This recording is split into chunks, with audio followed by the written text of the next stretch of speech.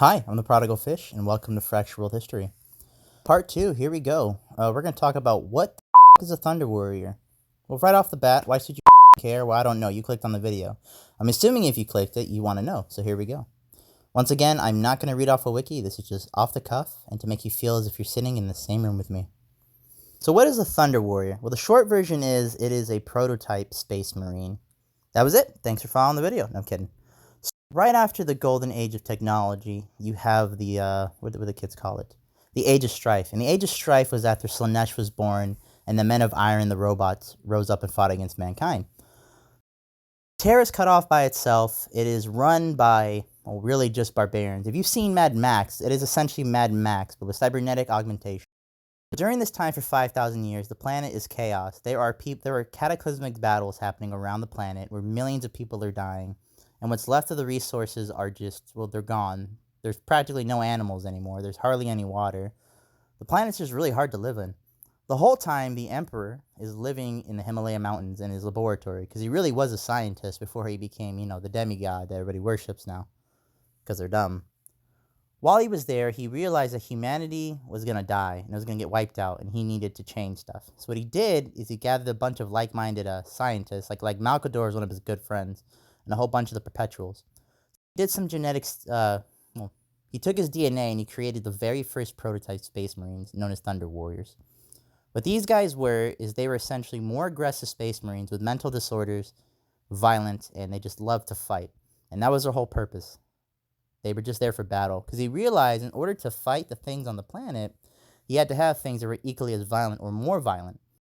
He creates a whole bunch of these guys, and they go to war. Thank you. 20 Thunder Regiments. There we are. And they go for it, and they just start fighting across the planet. So they have the original power armor, like the power armor you see of the Space Marines. Well, theirs is like shittier. And they only powered the top, so these guys could not skip leg day. So these guys would go around fighting the entire time, the whole planet. They're fighting these Mad Max looking characters. And these battles are cataclysmic. It's said that there were millions of casualties, and the battles will last for weeks, and it would split entire continents. Well, because people in the Imperium now can't imagine that stuff, which is crazy because you would think the stuff they would see, it's just legend to them. So these Thunder Warriors were so brutal that they managed to subdue the entire planet. Alright, so let me give you an example of how brutal these guys were. So there's a book called The Last Church, which is, there's a priest who's, the Emperor's having a conversation. It's the last church on the planet, and the Emperor's trying to convince him to kind of join his side. So the guy explains about the one time he went up against the Emperor's forces, the Thunder Warriors. It's in the land of Franc, or France. So the Emperor sent a female governor to kind of be in charge, and the people rose up and they murdered her and her bodyguards. And all of a sudden they think they're going to have a rebellion against the Emperor. So there's a guy whose name is Pointless. I think it starts with an A, but he dies anyway, like a little bitch, it doesn't matter. He gathers 50,000 people and they meet on the open field of battle. And they're excited. They have guns, rocket launchers, everything for this little rebellion. And they really think that they're going to overthrow the Emperor. So they go to the field, and in front of them, the ground starts shaking. And 5,000 of these, 9-foot tall, 800-pound supermen meet them across the field. Well, they're still energized, thinking they're going to win. So they let off their guns, their rockets, and everything. They think that they're putting a dent in these guys. And the Thunder Warriors just stand there, and they just take it. And I don't know if they killed any. Maybe they hurt a couple, but you don't really know. And they shoot at them. And then when they're done, the Thunder Warriors just calmly sit there, pick up their bolters, and fire. The first volley kills a couple thousand people instantly. And from then, they let off 6 volleys. So I should tell you how many people just died. The ground is nothing but blood. Even the priest is talking. He says he couldn't imagine that so many people could die so quickly.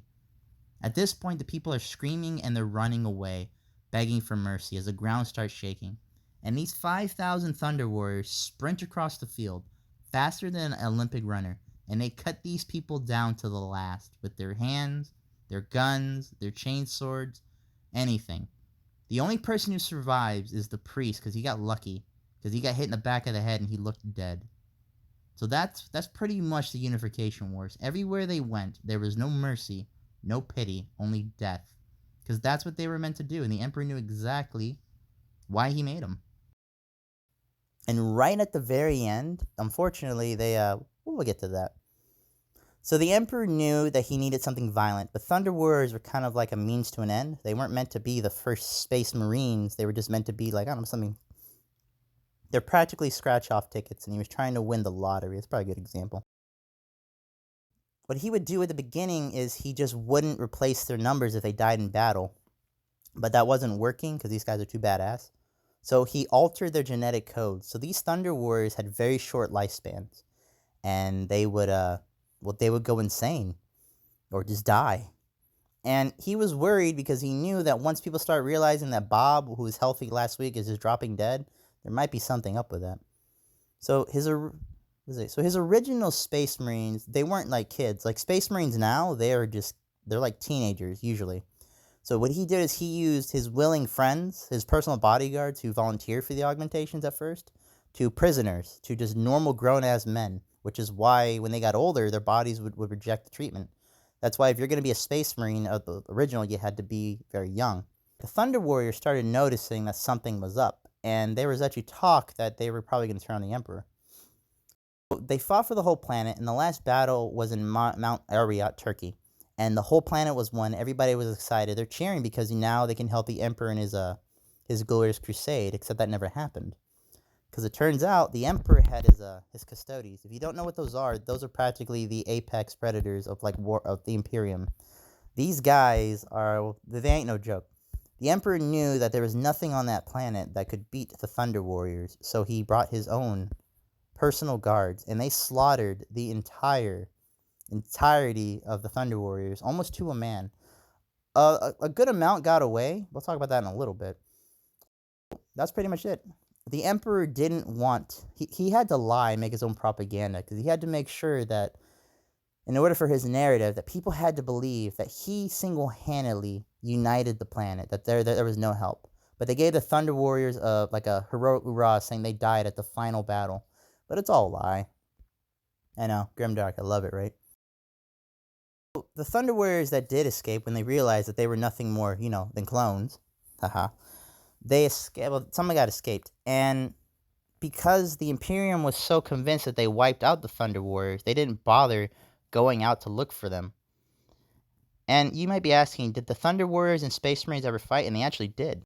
They actually met on a planet, and during this time in the early Great Crusade, it was a battle between the Warhounds, who would later become the World Leaders, the Chaos Followers, and a bunch of renegade prisoners on it's called Cerberus Asteroid Penal Colony.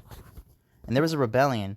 What they didn't know is there was actually a good amount of Thunder Warriors that were on that planet. So this was the first time that they fought off, well, the few times they actually fought each other.